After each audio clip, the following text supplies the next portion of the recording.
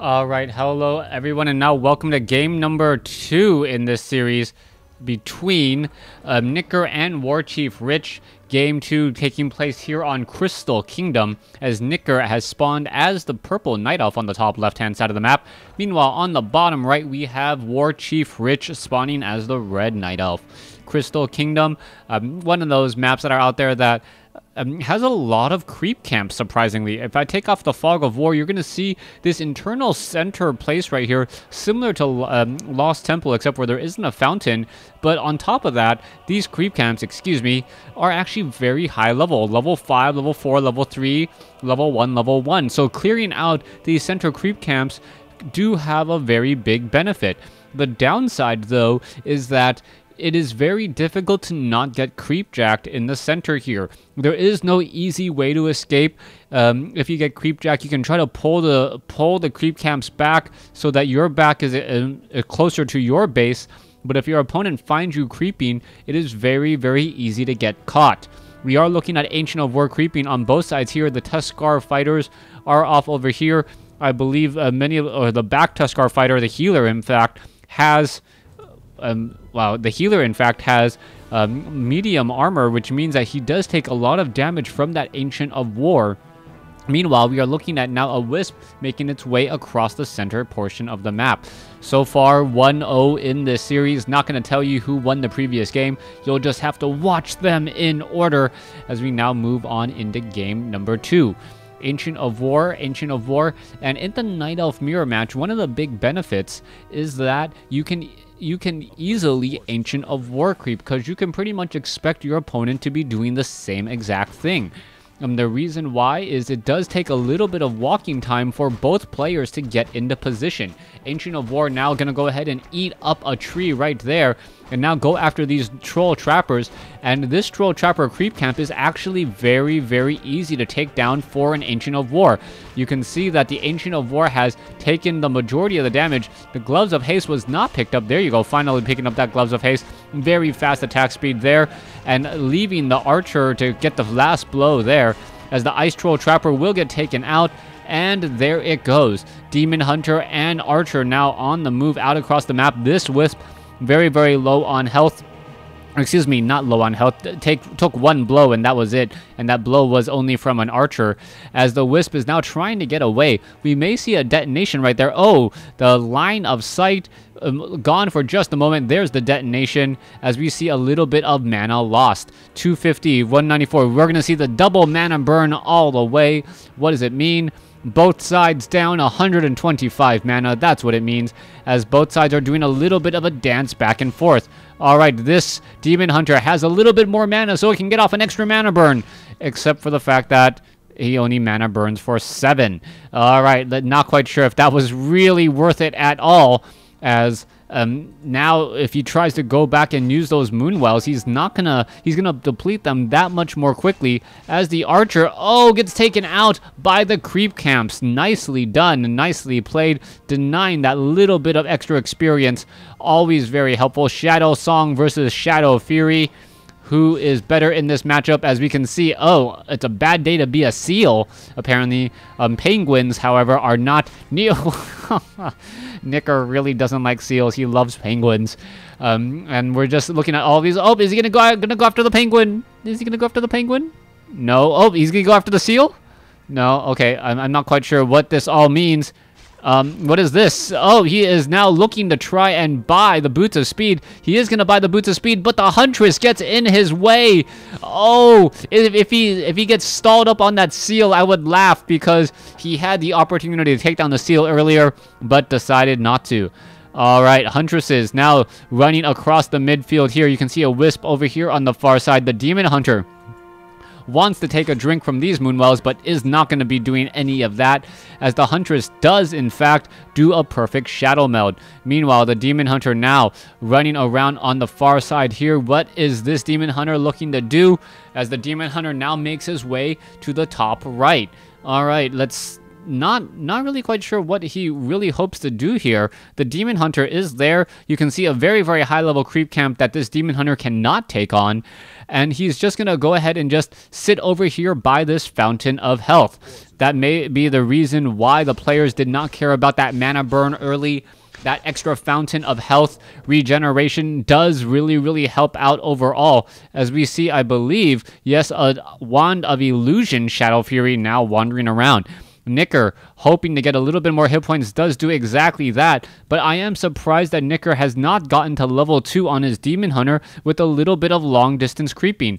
Ancient of War is in position. I believe another Ancient of War, no extra Ancients of War, so that Ancient of War walked a very, very far away with nothing to really show for it, as the Demon Hunter now picks up a Naga Sea Witch to go to work alongside him.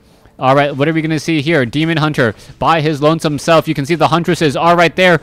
And now what are we going to see? There is a little bit of the attack there. The Naga Sea Witch has already been picked up, and that Naga Sea Witch could deal a lot of damage. All right, that Naga Sea Witch going after that Demon Hunter. The Demon Hunter is a bit slowed. Boots of Speed now transferred to the Naga Sea Witch, but still not quite fast enough to catch up to that Demon Hunter. We may see a mana burn there. Oh, no mana burn. Did not get close enough, or for some reason did not decide to do the mana burn at all, as the Demon Hunter and the Naga Sea Witch are still doing a little bit of a foot chase. All right, what's going to be happening next? That Demon Hunter running around the corner without Boots of Speed. Meanwhile, this Demon Hunter unable to catch up, and no reason to call FEMA, as it looks like those additional little critters are not going to have any problems. All right, Illusions now going to just disappear, as we can see this Ancient of War has now decided to root himself here instead of taking down this Ice Troll Berserker. At the very least, he could have rooted himself next to the Troll Berserker, as the Ancient of War now is going to go ahead and engage the Troll Berserker. Not going to even switch targets. The Keeper of the Grove has been added, and much more traditional hero in that Keeper of the Grove Night Elf matchup. Now, the early pressure that Nicker was looking to do, is it gonna really amount to very much? The Tuskar Sorcerer does have Inner Fire, reducing the amount of damage he takes significantly, and also having a bit of extra damage as well. Talisman of Evasion may be useful on that Naga Sea Witch, and she decides to leave it. That, I believe, is a 200 gold item, and that is very expensive. We'll see if that comes back to haunt him, if there's any narrow escapes for that Naga Sea Witch later. Okay, Ice Tusk Mammoth now getting cleared out. There goes one Huntress. A little bit of misplay by WarChief Rich there, allowing a unit to get taken out by creeps. You never want that unless you're trying to deny experience, and that was just simply not the case. Naga Sea Witch not going back here. You can see Nicker knows about that Talisman of Evasion. It makes the hero harder to hit, but apparently the Naga Sea Witch just wants to get hit on. All right, let's come back around. We can see a little bit of Dryad slow poison coming, or slow poison onto that one poor Huntress as they all return back home. 35 over 50 supply. Meanwhile, 42 over 50 for Nicker. Nicker now also teching the Tree of Eternity, getting bears, and should perhaps already have tier 2, or has already gotten the adept training on those bears. If he hasn't gotten it, he should start already, as WarChief Rich is now rolling out with his bears of his own and is already at Tree of Eternity, getting that Druid of the Claw mastery training once again. All right, let's see. The Talisman of Evasion still there, and a bit of healing wave as the Elder Shaman is just engaging here. All right, the Furbolg Trapper, a huge Frost Nova, does go down. The Demon Hunter is significantly slowed, both between slow and slow from the Frost Armor. That is one very, very difficult to take down unit, as another Frost Nova does go down, and another healing wave goes down as well. That Shaman should have been mana burned, perhaps. Giving Frost Armor to everything is just that much more difficult to, makes everything that much more difficult to take out. Alright, however, this Elder Shaman creep camp will get cleared out. Level 2 on the Naga Sea Witch already. Demon Hunter may get to level 3 off of this creep camp. Picks up a Potion of Divinity, a very awesome item, as the Furbolg Shaman level 4 creep camp. Is it going to give it? No, just a 12 experience shy, as the Tree Ancient of War now regenerating some hit points. All right, let's go back over here to the top. Level 2, level 3, the Demon Hunter is slightly higher up in level, but the items definitely go in favor of Knicker, as we're now going into a bit of an engagement. All the units are running. Orb of Venom is on that Demon Hunter. I take it back. Belt of Giant Strength on a Demon Hunter, gonna make that Demon Hunter that much more difficult to kill as well. Both of them having rather high hit point counts. And let's see what's going to be happening next. Mastery training already done. And the Demon Hunter, 625 hit points compared to 925. 300 hit point difference. That is absolutely huge. Not quite sure where that 300 hit points comes from. I know 150, I believe it's 150, comes from the Belt of Giant Strength. As we now see an entangle onto that Demon Hunter. The Demon Hunter needs to get away. Oh, there's the Abolish Magic, as that one Demon Hunter now does get rejuvenated. He needs to figure out how to gain some extra experience. Otherwise, WarChief Rich is just going to continue to snowball with that hero advantage. All right, going after a Druid of the Claw who is currently ensnared. Meanwhile, there is a Fork Lightning coming in, as there is another rejuvenation. Ensnare onto, no, entangle onto the Huntress there, as the Ancient of War did get taken down. All right, WarChief Rich able to Staff of Preservation one back, bear back. Meanwhile, Knicker getting another entangle, and that is why entangle is just so important in this matchup, as it takes down a 4 supply unit for so long. And now another Staff of Preservation. Level 3 now on the Demon Hunter, continuing the chase after units, as the Demon Hunter now chasing after another. There goes a bear of his own, and there is a, oh my goodness, a very low hit point bear, as the Demon Hunter moves over, tries to save off some other units, shaving off. There goes a Dryad, though. A red Dryad does get taken out. Level 3 on the Demon Hunter, almost level 4. Level 2 on the Keeper of the Grove. Naga Sea Witch does have a little bit more experience, as the Demon Hunter needs to figure out how to heal back up. That Druid of the Claw now regenerating a bit of mana, but a lot lost by Knicker that time around. We are now going up against the Blue Drake off over here. The Demon Hunter with that Orb of Venom can easily clear out that Blue Drake, as the Orb of Venom helps negate some of the healing that... Oh, this is the Fountain of Mana. So the Fountain of Mana down over here is not really helping at all. The Druids of the Claw now getting a lot of mana here, so we'll see a bit of rejuvenation there counteracting, as the Keeper of the Grove going to get up to maximum mana as well. Meanwhile, on the top right-hand side, nothing happening at this Fountain of Health.